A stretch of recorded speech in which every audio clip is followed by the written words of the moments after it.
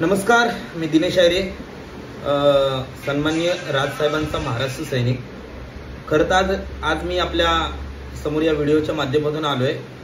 त्याचं कारणही तसंच महत्त्वाचं आहे, कारण आपण पाहिलं असेल की असे अनेक मुद्दे आले, मग कुठे आंदोलनाचा विषय आला, कुठे मराठी भाषेचा विषय आला, त्यानंतर भारतीय जनता पार्टीने पाळलेला एक कुत्रा, त्याचं नाव आहे गु सदावर्ते, म्हणजे गुणरत्न। हे रत्न असतात, परंतु हे वेगवेगळ्या प्रकारचे रत्न असतात।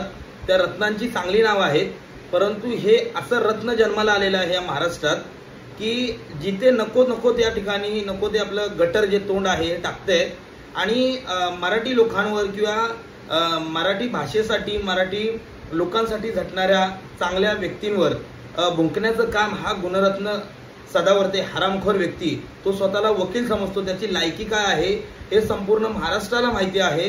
त्याच्या वर्तनामुळे सन्माननीय न्यायालयाने त्याची सनदही 2 वर्षासाठी रद्द केली होती। याची अक्कल ह्या नालायक मूर्ख माणसाला नाहीये।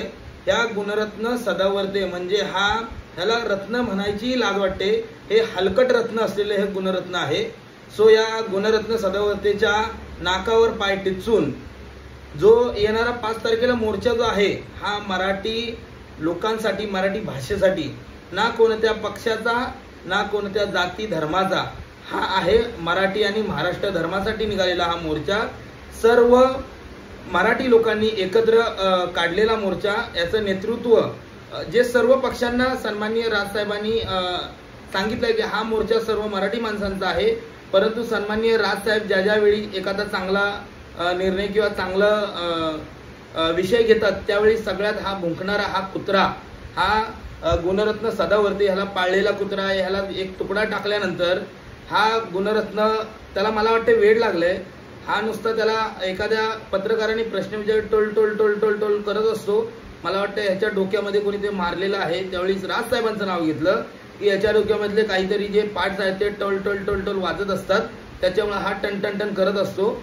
सो या व्हिडिओच्या माध्यमातून या गुणरत्न सदावर्तेला सांगतो, 5 तारखेला तू ज्या ठिकाणी दिसशील, प्रथमतः आम्हाला एवढी खात्री आहे की तू त्या ठिकाणी नसशील किंवा त्या आसपासही फिरकणार नाहीयेस, परंतु आमचे महाराष्ट्र सैनिक तुला शोधून तुझ्या पार्श्वभागावर कशा प्रकारे फटके देतील एवढं तू लक्षात ठेव। आणि जे तू भुंकायचं काम करतोय, ज्या प्रकारे मी काल एका चॅनलवर बाईट पाहिली, तुझी बाईट म्हणण्यापेक्षा आमचे सन्माननीय नेते श्री महाजन सर हे एका चॅनलवर डिबेटसाठी आले होते, त्यावेळी तू ज्या प्रकारे ज्या भाषेमध्ये बोलत होतास, ही तुझी उर्मट भाषा होती, ही तुलाच लकलाप, परंतु एखाद्या व्यक्तीच्या वयाचा विचार करणं गरजेचं होतं आणि ती तुझी लायकी नाहीये। सो मी तुला या व्हिडिओच्या माध्यमातून विनंती नाही कारण तू त्या लायकीचा नाहीयेस।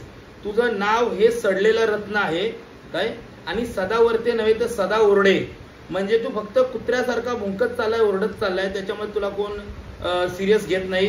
तू अनेक ठिकाणी तुझ्या पत्राला कोणीही भीक घालत नाही, कारण सर्वांना माहिती आहे हा भारतीय जनता पार्टीने सोडलेला एक पाळीव कुत्रा आहे आणि हा भुंकत चाललेला आहे। त्याच्यामुळे तुला बीजेपी ही मला वाटते सिरियस घेत नाही, कारण तो चला त्याचं काम करतोय, अशा प्रकारे तेही तुला सिरियस घेत नाहीत। सो 5 तारखेलाच नव्हे तर इथून पुढे तू सन्माननीय राजसाहेबांवर बोललास तर माझ्यासारखा एक महाराष्ट्र सैनिक तुला छाती ठोकपणे सांगतो की तुझ्या पार्श्वभागावर, मग अजून कुठला भाग असेल त्या भागावर कुठे फटके द्यायचे हे आमचे महाराष्ट्र सैनिक देतील।